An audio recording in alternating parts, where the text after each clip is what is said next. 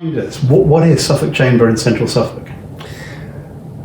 2 or 3 years ago, it was decided, I think rightly, that Suffolk Chamber as a county-wide organisation would benefit from having a closer association with place. And to facilitate that, 3 and soon 4 sub-county structures were formed, one of which covers the area coterminous with Baber and Mid-Suffolk District Councils, which we call Central Suffolk. And we see Central Suffolk very much as the heart of the county, surrounded, as it were, by urban areas, Ipswich, Bury St Edmunds and Lowestoft. And a wee bit underdeveloped in terms of business engagement and business support. And so much of our work in Central Suffolk is to encourage businesses of all kinds to step forward, to realise their potential and to share their experiences in and through a membership organisation. Within the Chamber, you've got a reputation of being an innovative, not a disruptor, not being content with just replicating stuff because it's been done elsewhere. Looking back at the last couple of years or so of Suffolk Chamber in Central Suffolk, what have been the most innovative aspects of how that part of the bigger county body has worked? First thing to say, I think, is that we wouldn't have started this just before a 2-year pandemic, which has disrupted our plans to some extent.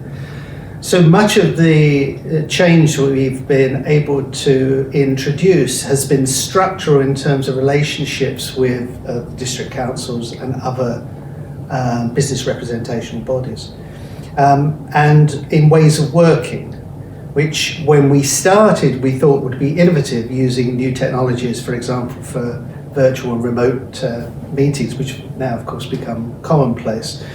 But we felt that that was important because we wanted on our board and through our membership to engage with the widest and most diverse body and group of members and other businesses in the area. And to do that, we need to change the way we operate, both in terms of obvious things like meeting times and arrangements, but also in terms of the messages that we promulgate, the themes that we explore, and the challenges that we seek to address.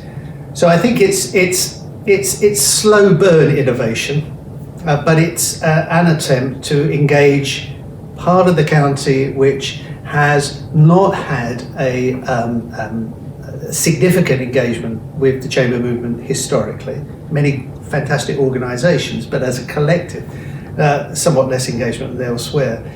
And so much of the innovation has been about engaging those people in ways, or those agencies and organisations in ways that are facilitative and support something that's positive rather than simply reactive. By its very nature, Suffolk Chamber is an influencer as opposed to a deliverer of policy change and initiatives. Looking back over the first 2 years, what do you think the board, the team more broadly, have been able to influence within Central Suffolk? Well, firstly, it's a team more broadly. Never one person, it's a team more broadly. And I think the single most important development, I think, is the relationship with the 2 local authorities, which has been enhanced significantly through recently established forums, and also informally sharing of information, the alignment of aspiration and policy, the ability of the Chamber to support publicly some of the economic development strategies that the 2 local authorities want to articulate. We can take that much further, but it's a starting point. So too, the 2 districts' ambition to establish 5 market town initiatives. One in Stowmarket is well developed, and we've been supportive of that.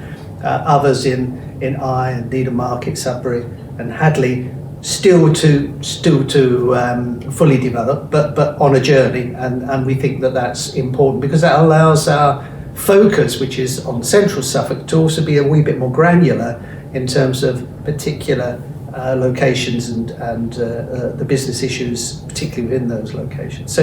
So I think I think that link with the local authorities has been very, very important. I think what we've also been able to do is discuss issues around place and the importance of place with a number of businesses that have place-specific issues, but perhaps haven't perceived them in those ways. I'm thinking of a business in Hadley, which has had, which when changing its shift arrangements, found it had public transport issues, and we were able to begin some work, collectively the whole team, begin some work on adjusting public transport routes in order to support that business and its changing shift patterns as it grew as a business. And I think it's that ability to focus on place and draw in themes and issues and policy considerations that's very important. And it's really the key aspect of the new arrangements with the 4 sub-county. They're not separate chambers, they're constituent parts of Suffolk Chamber, but they have an identity and a sense of independence which allows them to focus more precisely than would otherwise be the case. And it's spring 2022 and you've just launched the second iteration of Suffolk Chamber and Central Suffolk's priorities. What do you hope to achieve? I think the key is to be able to demonstrate, say within a year, a number of outcomes that we are now in the process of articulating more precisely. So our priorities are around trade, infrastructure and people, so they're entirely consistent with the county chambers policy focus. But we've added an additional element around place-specific focus.